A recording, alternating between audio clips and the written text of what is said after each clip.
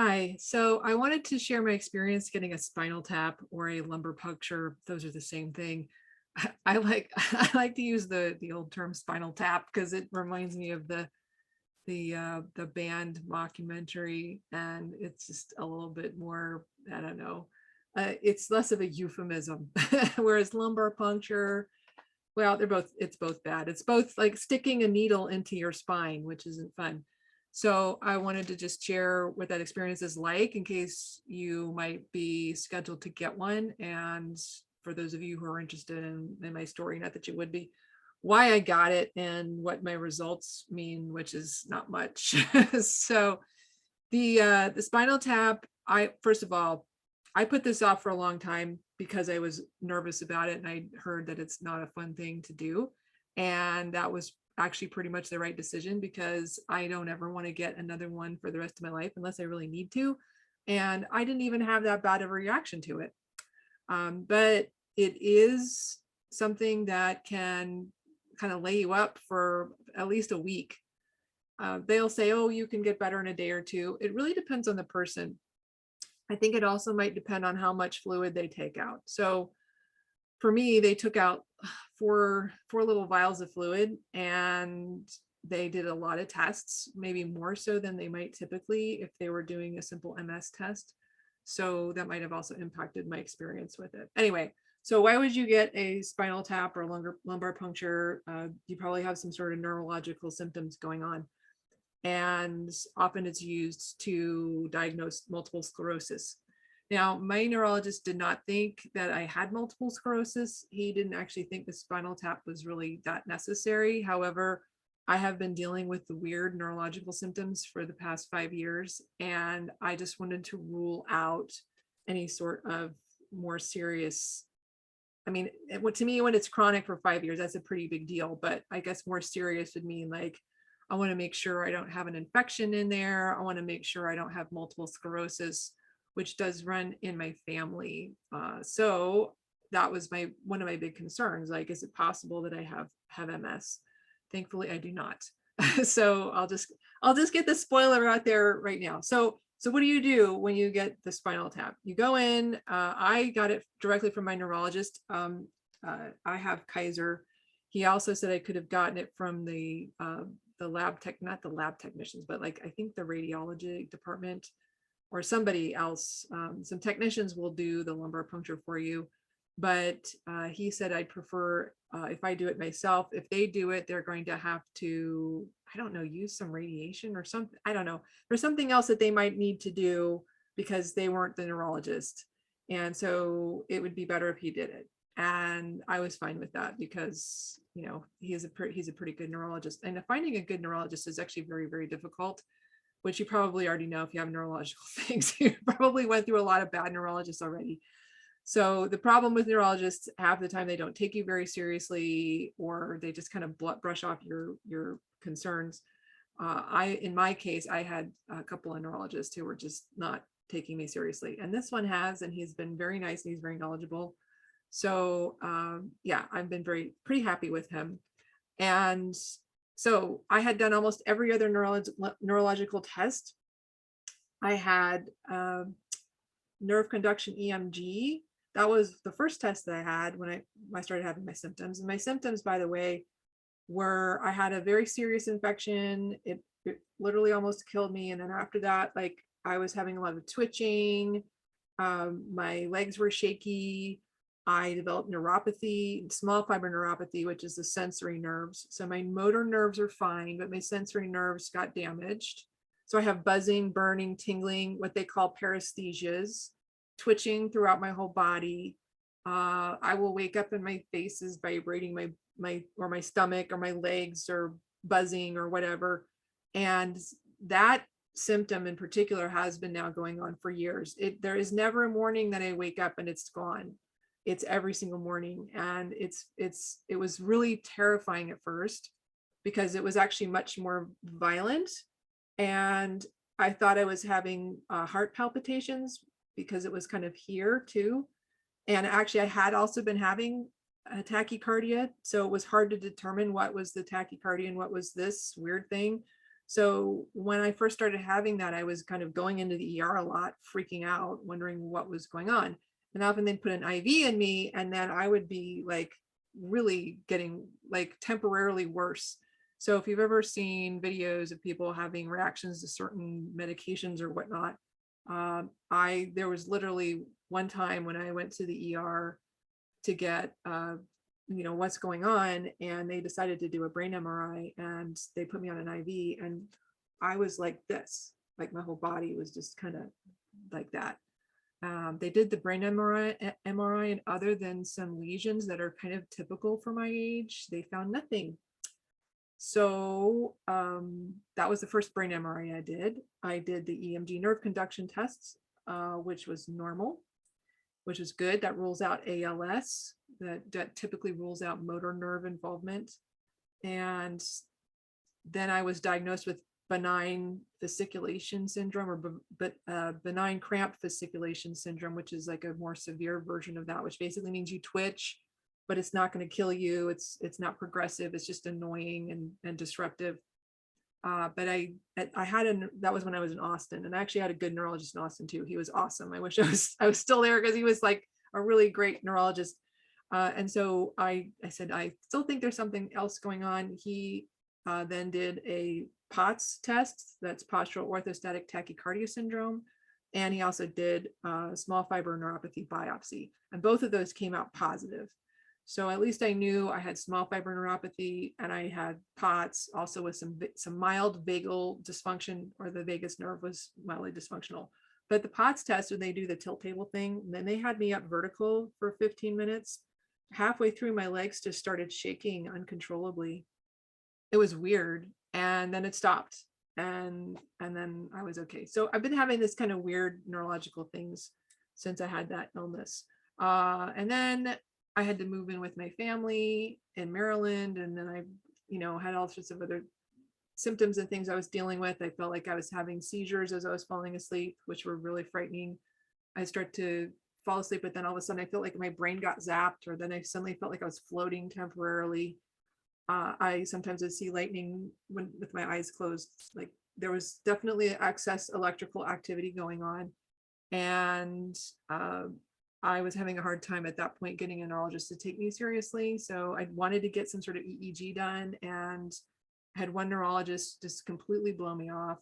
And another one was just go do some more meditation, which that's actually pretty good advice, but there still needed to be more done. So then I switched over to this neurologist who did do a couple of EEGs, and one of them actually was abnormal that would indicate potential seizure activity.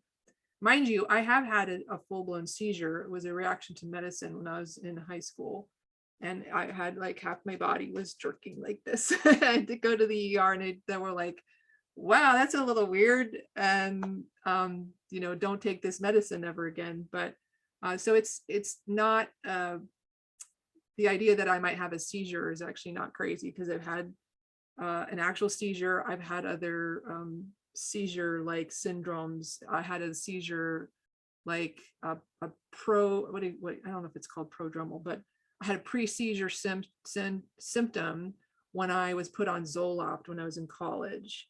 And I started having visual hallucinations where all the lights were turning into like these spindly stars, which was ironically the Zoloft logo at that time. And so I went off that Zoloft, and I've never touched an antidepressant and ever again, because I had a neurologist tell me at that time that it was a pre-seizure symptom. So at any rate, when I had the EEGs done, there was one that was showing some spikes.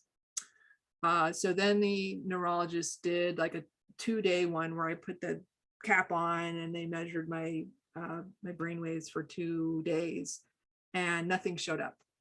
So he said that's actually common for people who have like even like full-blown epilepsy. Sometimes it's hard to catch, but he was always willing to do another EEG if I felt like the symptoms were still happening. Fortunately, about that time, those types of seizure symptoms were calming down and getting better. And thankfully, those have mostly pretty much gone away. But that said, I was still concerned that there was like possibly some sort of infection in my system. And so I wanted to kind of rule that out, because the fact that I'm waking up and I'm, things are vibrating, and I would have bouts where I had to go to the ER in 2020 because I'd gotten really dizzy. I couldn't walk straight. I suddenly couldn't walk straight. I got up one day, the previous day I was fine. I got up one day, my brain felt like kind of funny, and well, actually, no, that's maybe not quite accurate. I was having a little bit of like unsteadiness, but I was okay. And then one day I got up and I went to go to a restaurant with my family, and I was in the parking lot and I could barely walk straight. And then I got up to the restaurant and all of a sudden I felt like I was going to pass out. So they call that syncope in medical language. So funny enough, I was like, well, let's just finish lunch because I know when I go to the ER, I'm not going to be able to eat for hours and hours and hours, but I definitely need to go to the ER after lunch. Because I remember going to the bathroom being like off kilter and just feeling like it's almost like I wasn't getting enough blood into my brain or something. I'm not sure what was going on. So I went to the ER. I think they probably did a CAT scan, which was normal. They did all these other tests, which were normal. And I did have high levels of neutrophils, which is a type of white blood cell. And that pattern has shown up every time I seem to have like some sort of recurrence.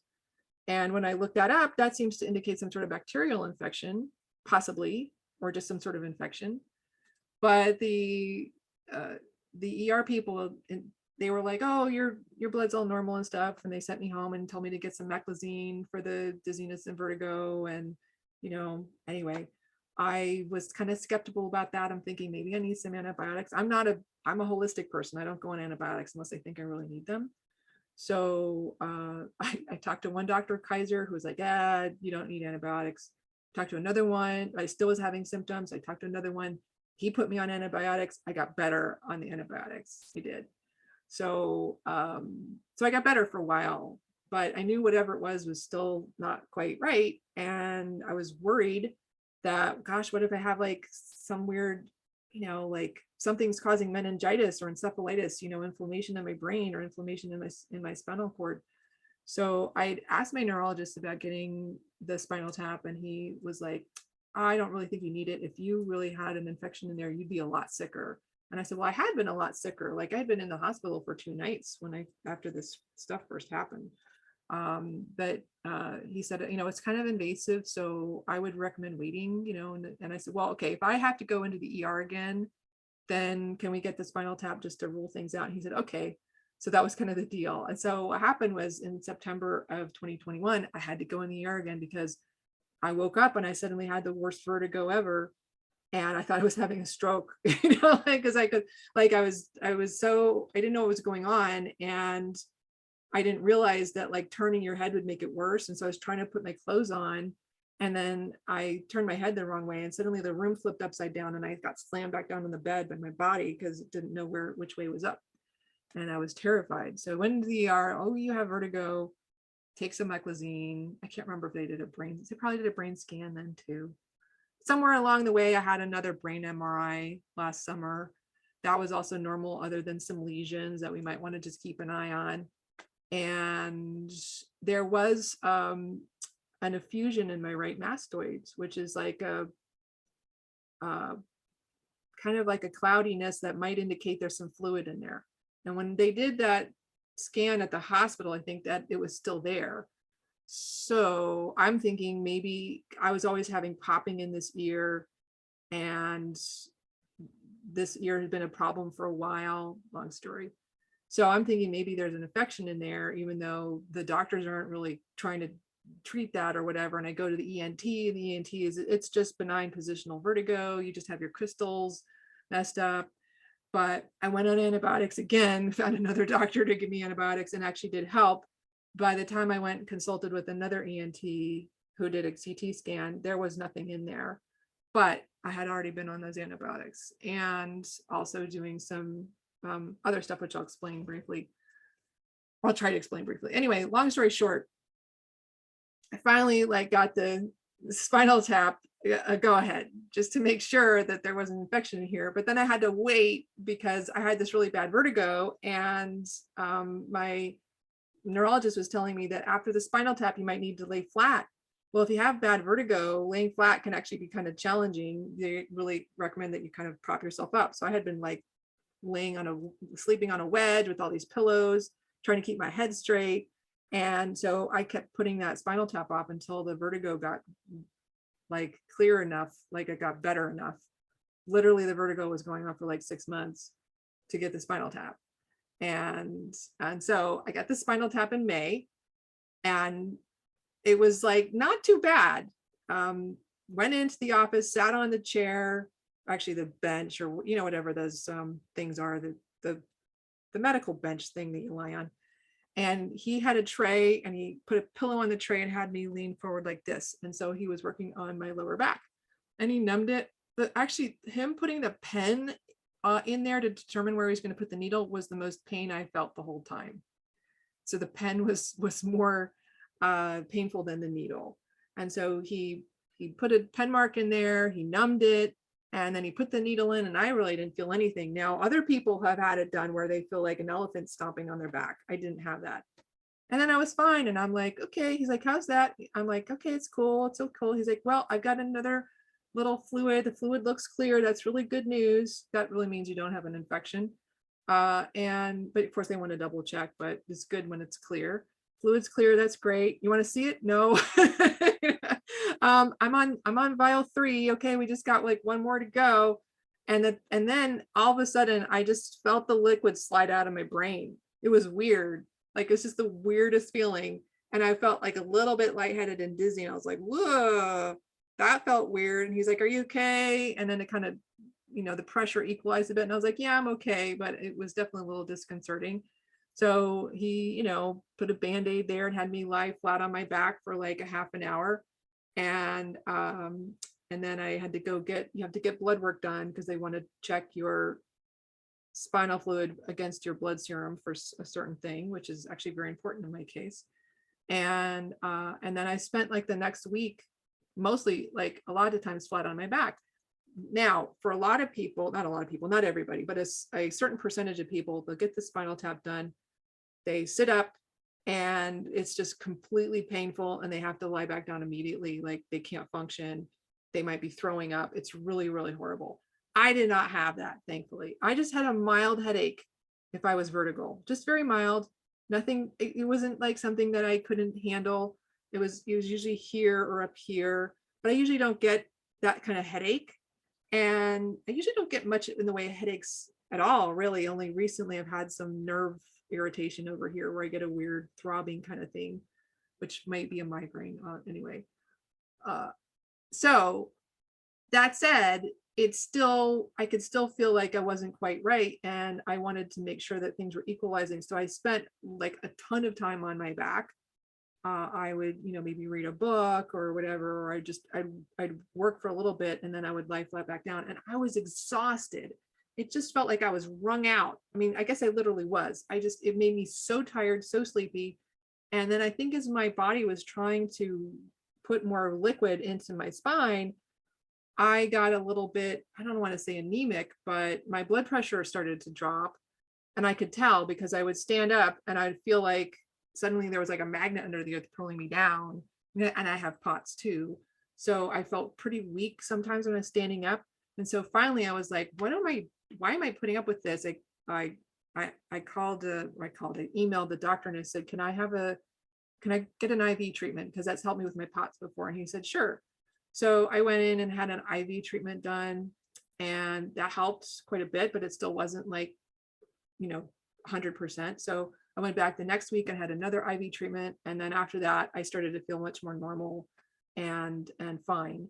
But it took me like a month before I really started to feel more normal. My normal is waking up with my body vibrating, but it took me like a month.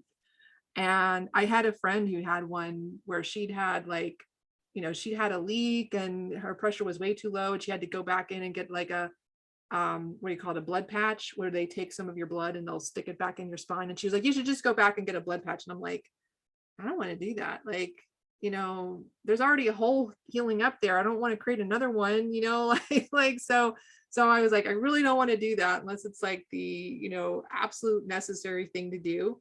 And thankfully I didn't need to do that. And I don't regret getting that test done because I feel like it was really important for my peace of mind and also to understand what's going on with me. But I really don't ever want to do it again. So what were the results? The results were actually great for the most part. Like, I was really worried because I have very high Epstein-Barr virus antibodies in my blood, like super sky high. And I developed chronic mono after getting mono when I was 17, and I had chronic fatigue syndrome most of my life because of it. So I'm thinking, maybe there's some Epstein-Barr in there. I'd previously had a blood work done for Epstein-Barr to see if it was actually in my blood. They did a PCR test and it was negative, which kind of was in some ways a little bit surprising, but actually good news in a way.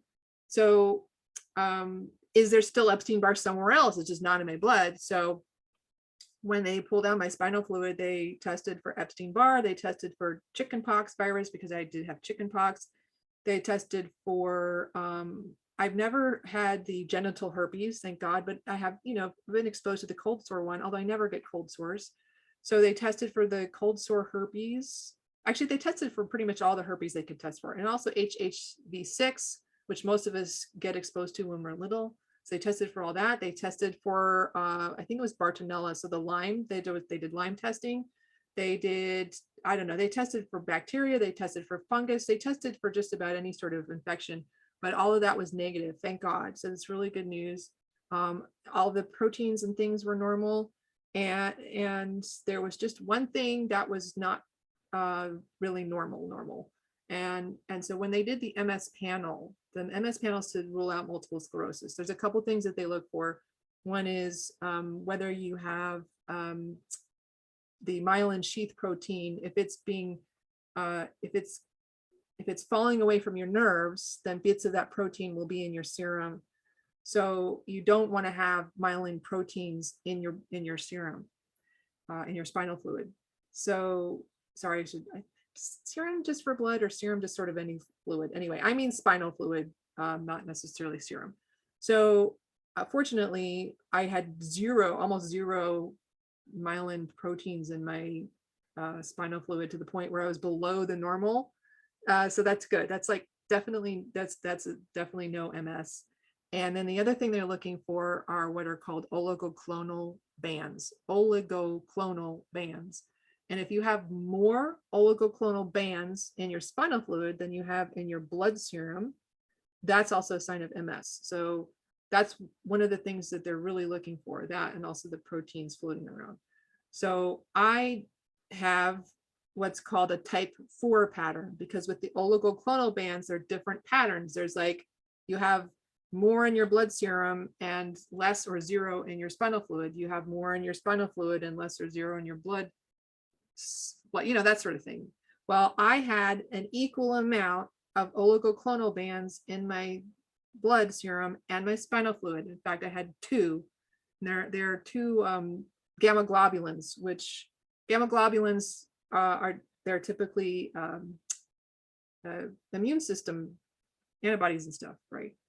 So I'm like, okay, what does that mean? Because I always go and I research it when I get a test result. What does that mean? And I go and I look online, and there's people, research papers saying that this is a sign of inflammation, autoimmune, or systemic infection. But it means you don't have an infection originating in your spinal fluid. It means that whatever you're fighting in your blood is kind of just getting into your spinal fluid.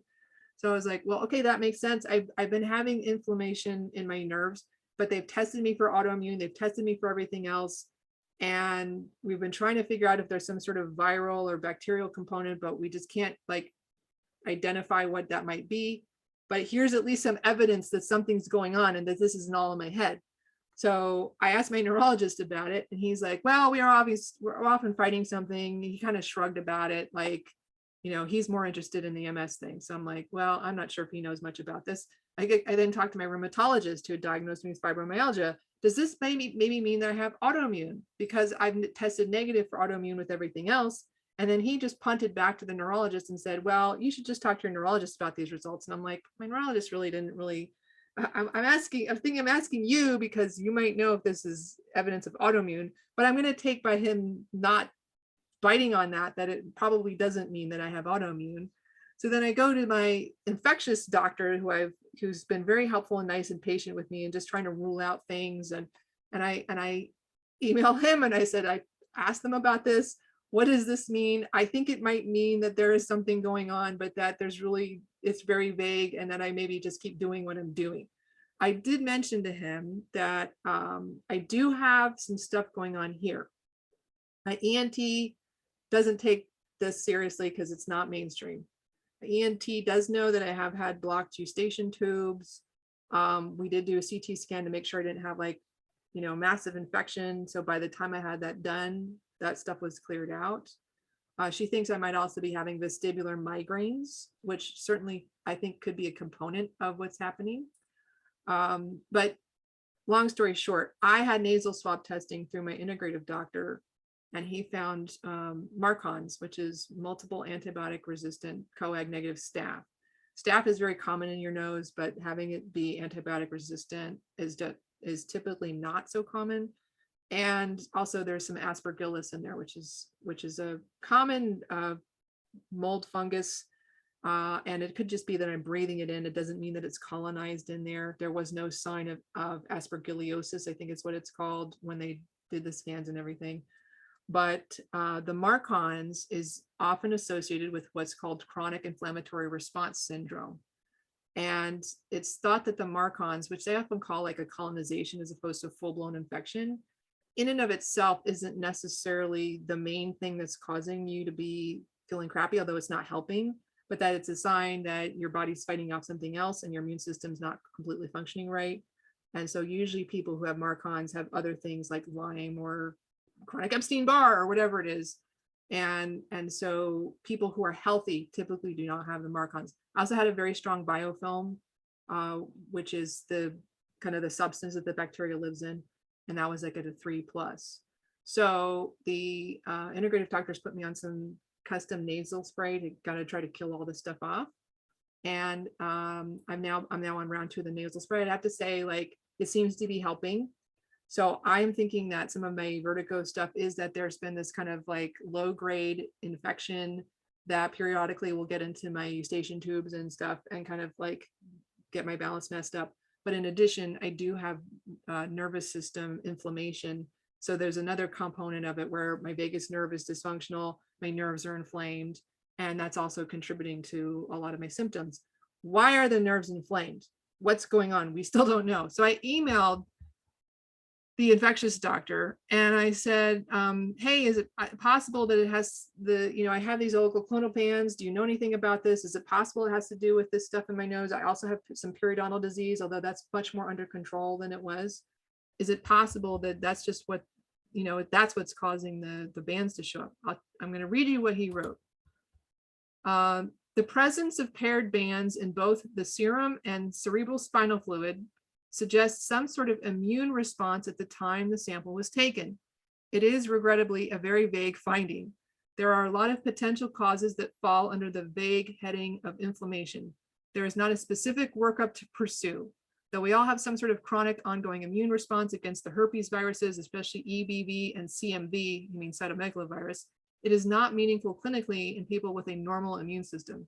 I would continue to monitor your symptoms, and if you have a new flare or worsening, it might be worth discussing a repeat LP, means lumbar puncture, with neurology to see if the same bands are there. I think it is pretty unlikely to be from inflammation in the mouth or the sinuses.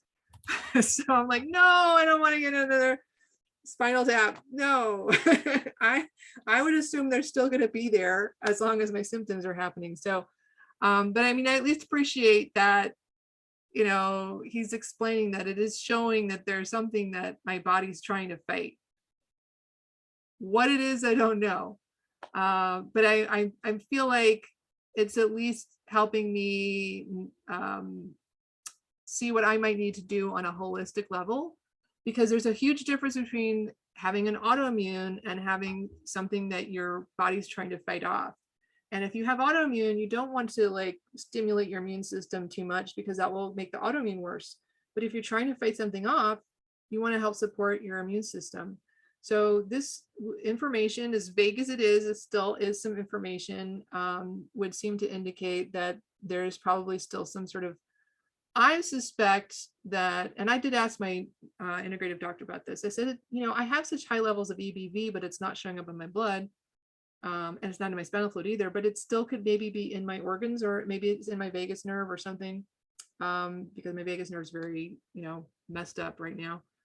So I don't know. It's possible that there is some sort of just that type of viral activity going on in tissue that they wouldn't be able to figure out unless I was dead and they did a biopsy on it later on. Or I guess they could cut into me now, but I don't want them to do that, right? They don't really do that sort of diagnostics. So the short version is the spinal tap was actually very, very helpful. It ruled out any sort of serious active infection that would be very much a big cause. You don't want to have something like that in your spine. I don't have MS, thank God. And there is a reason why I'm feeling the way that I'm feeling. It's not all in my head. I can now show this to people. They look, it's not in my head, but we don't know why. And so in the meantime, I'm still going to work on the Marcons, because that's certainly not helping. It's like your immune system's trying to fight multiple battles. And I will kind of continue the stuff that I've been doing, where I have been getting a lot healthier overall in the last couple of years. And there is one more thing I will be pursuing. I found a doctor in Texas, Texas Migraine Clinic, where he works on the mechanical aspects of migraines and nerve inflammation, where if you have tight muscles, or your neck and your shoulders are tight, that could also trigger inflammation in the nerves. And it can actually, if your nerves are all kind of inflamed in your brainstem, that can cause migraine symptoms. It can cause migraine, vertigo, because vertigo is caused by migraines. And while I don't think that's the only thing going on, I do know that all of this stuff's always been tight for years. And I'm going to have a consult with him in about 2 weeks, just to see if maybe some of his practices, which are maybe like, simple movements to try to release all this tension up here, might help calm down some of the nervous system inflammation. And then I'll continue to pursue things with my holistic team. And but I'm just glad that I don't have multiple sclerosis. Yay. So anyway, my advice, if you are going to be getting a lumbar puncture, don't just take off 2 days from work. Like, plan to take a week off at least, and make sure you're really well hydrated.